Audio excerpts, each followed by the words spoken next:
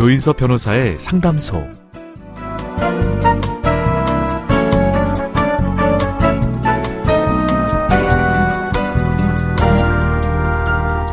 아이언맨, 재력과 힘 모두 다 갖춘 이 영웅에게도 치명적인 약점이 있습니다.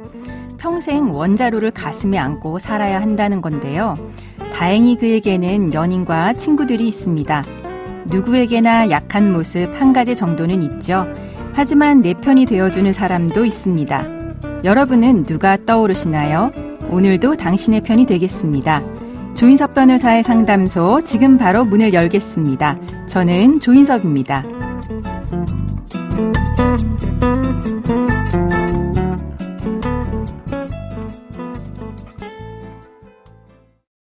당신을 위한 로하우스 조담소 김규리 변호사와 함께합니다. 안녕하세요. 네, 안녕하세요. 법무법인 신세계로의 김규리 변호사입니다. 오늘은 어떤 고민이 기다리고 있는지 먼저 사연부터 알아보겠습니다. 저는 중매로 축산업에 종사하는 남편과 결혼했습니다. 신혼 때는 남편과 시댁 식구들의 사랑을 받으면서 즐겁게 보냈습니다. 그런데 딸아이를 낳고 나서부터는 모든 게 달라졌습니다. 특히 시어머니는 저와 딸을 볼 때마다 아들이 아니어서 실망스럽다고 하셨고, 남편은 집에서 보내는 시간보다 밖에서 술을 마시고 늦게 들어오는 날들이 늘었습니다. 그리고 술에 취한 날이면 아들을 못 낳는 저를 원망했는데요. 비난으로 시작한 대화가 나중에는 욕설로 번져가더니 급기야 폭력으로 이르렀습니다. 처음에는 뺨을 때리는 정도였는데 나중에는 주먹을 쓰더군요. 남편은 술에서 깨면 실수였다고 용서를 빌었고, 저는 이러지도 저러지도 못한 채 결혼 생활을 이어갔습니다. 사실 남편의 폭력보다 더 힘든 건 시어머니의 일방적인 폭언과 폭력이었습니다. 시어머니는 농장을 관리한다라고 하는 이유로 저희 집에 매일같이 찾아와서 저를 괴롭혔습니다. 최근에는 제 머리채를 잡아 흔드는 걸 딸아이가 보고 말렸는데 시어머니가 아이까지 바닥으로 세게 내팽겨치더라고요. 저는 아이까지 위험할 수 있다고 생각을 했고 결국 경찰서에 신고했습니다. 현재는 아이와 함께 친정집에 대피한 상황입니다. 남편에 대한 별도 수사가 진행될 것으로 보이는데 아이 아빠를 범죄자로 만들고 싶지는 않습니다. 저는 그냥 이혼만 하고 싶습니다. 그게 가능할까요? 그리고 남편은 자꾸 쌍방폭행을 주장하는데 저는 남편한테 맞다가 참지 못해서 핥히거나 때렸을 뿐입니다. 이게 이혼소송에 영향을 미칠까요? 시어머니는 약식 기소가 된 상황인데 그 절차도 궁금합니다.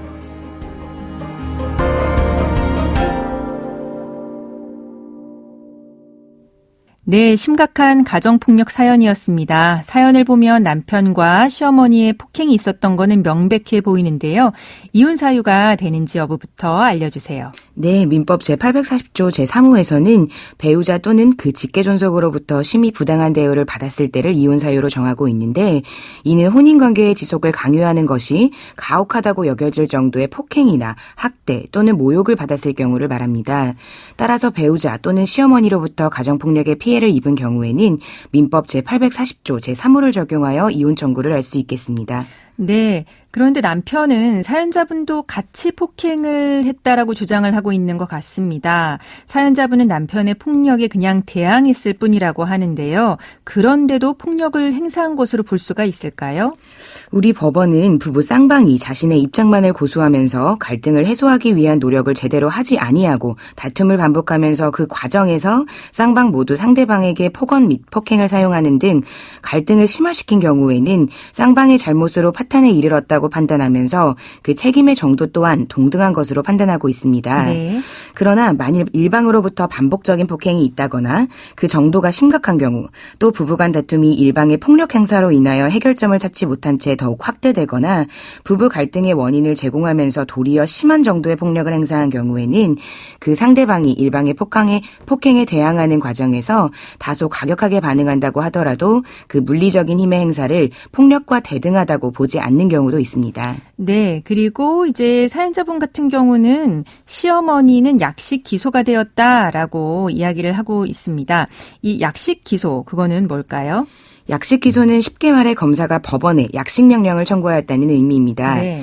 약식 기소는 별도의 공판 절차 없이, 즉 형사법정에서 정식으로 재판을 열지 않고 서면 절차로만 법원에 심판을 구하는 것인데, 검사가 약식 기소를 하고 이를 검토한 판사 역시 유죄라고 인정할 경우에는 약식 명령을 발령하게 됩니다. 네, 이런 약식 기소에 따른 약식 명령 모든 범죄에 대해서 가능한 걸까요? 약식 명령으로는 벌금, 과료 또는 몰수에 처할 수 있기 때문에 통상 죄가 비교적 가벼운 경우에 한하여 내려온다고 생각하시면 되겠습니다. 네. 다시 말해 법정형에 벌금형이 없는 경우에는 약식 명령을 할 수 없다는 의미입니다. 네, 그렇죠. 예, 저희 조담소에서도 많이 상담드렸던 통신비밀보호법을 위반한 타인 간의 대화를 불법 녹음한 경우에도 네. 최대 10년 이하의 징역 또는 5년 이하의 자격정지에 처한다고 규정하고 있기 때문에 이런 경우에는 약식 기소 자체가 불가능한 것입니다. 네. 근데 이런 약식 명령이 부당하다고 이제 생각을 하는 경우에 여기에 대해서 불복하는 절차도 알려주세요. 예, 검사의 약식 기소, 약식 명령이 발령된 경우 스스로 무죄라고 생각하거나 처벌이 과하다고 생각되면 해당 약식 명령의 고지를 받은 날로부터 7일 이내에 정식 재판 청구를 하셔야 합니다. 네. 해당 정식 재판 청구를 하지 않고 기간이 경과한 경우에는 약식 명령이 확정되고 이는 정식 재판의 확정 판결과 동일한 유력을 가지게 됩니다. 네, 그럼 이런 상황에서 남편과 이제 사연자분이 이혼 소송할 때 남편뿐만 아니라 시어머니에 대해서도 위자료 청구하는 거 가능할까요? 예, 원칙적으로 이혼을 원인으로 하는 손해배상 청구는 제3자를 상대로도 가능합니다. 그렇죠. 그래서 시어머니 역시 시어머니에 대한 손해배상 청구 역시 가능하긴 한데 혼인 생활 중 증거를 수집해 두시는 일이 정말 많지 않기 때문에 시어머니의 부당한 대우 등이 혼인관계 파탄에 직접적인 영향을 주었다는 점을 입증하기가 쉽지 않습니다.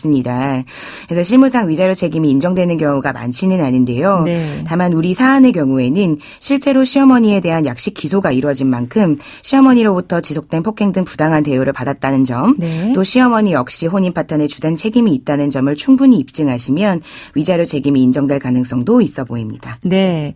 그리고 이제 사연자분은 이혼은 하고 싶어 하세요. 하지만 아이 아버지가 범죄자가 되는 것은 원하지 않는다. 이제 이런 입장이신데요.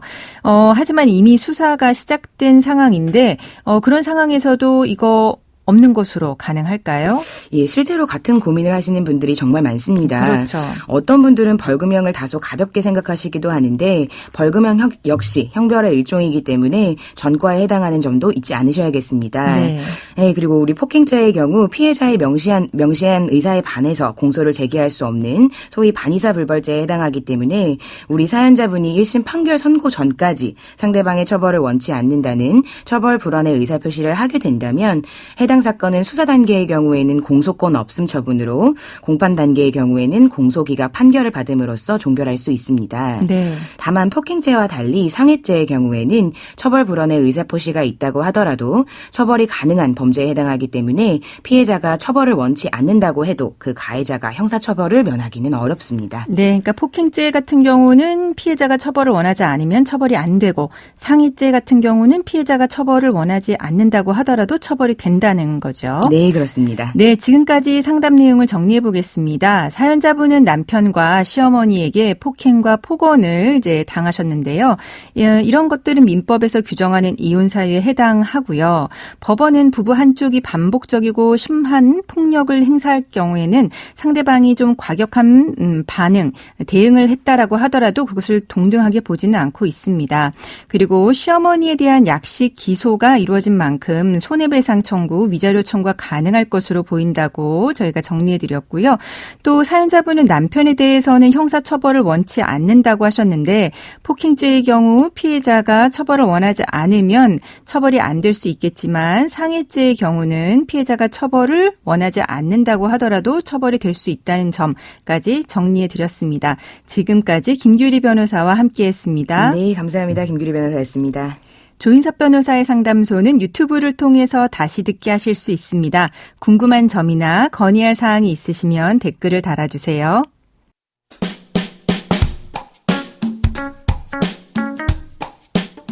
알아두면 쓸데있는 법률 이야기 알쓸법 시간입니다. 지난해 4월에 있었던 다반쥐 파쇄 사고 기억나시죠? 2023년 정기 기사 산업기사 제1회 실기시험에서 수험생 609명의 다반쥐가 직원의 실수로 파쇄된 사고였는데요. 서울 서부지방법원 1조정회부 재판부는 수험생 147명이 산업인력공단을 상대로 500만 원씩 요구하면서 낸 손해배상 청구 소송에서 공단 측이 150만 원씩 지급하라고 강제조정 결정을 했습니다. 그런데 강제조정이란 뭘까요? 어떤 과정을 거쳐서 이런 결과가 나왔는지 자세히 알아볼까요?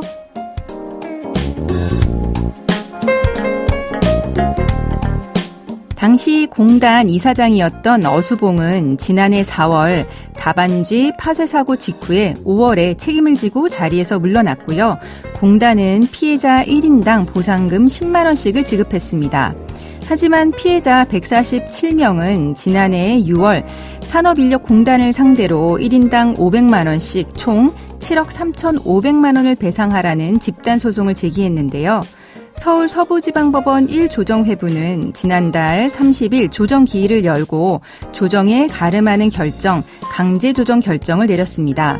강제조정이란 민사소송의 조정 절차에서 당사자 간의 합의가 성립하지 않을 때 법원이 직권으로 조정에 가름하는 제도입니다. 한마디로 법원에서 이 정도 선에서 화해를 하고 마무리하라는 안을 제시하는 건데요. 법원에서 내린 강제조정은 원고와 피고가 수령한 날로부터 2주 이내에 양쪽 다 이의 제기를 하지 않으면 확정이 되어서 판결과 동일한 효력을 가지게 됩니다. 하지만 원고나 피고 어느 한쪽이라도 거부할 경우에는 정식 재판으로 가야 합니다. 조인섭 변호사의 상담소 조담소는 언제나 당신과 함께합니다. 끝곡으로 카펜터스의 슈퍼스타 들려드리면서 저는 이만 인사드립니다. 지금까지 로이어 조인섭이었습니다.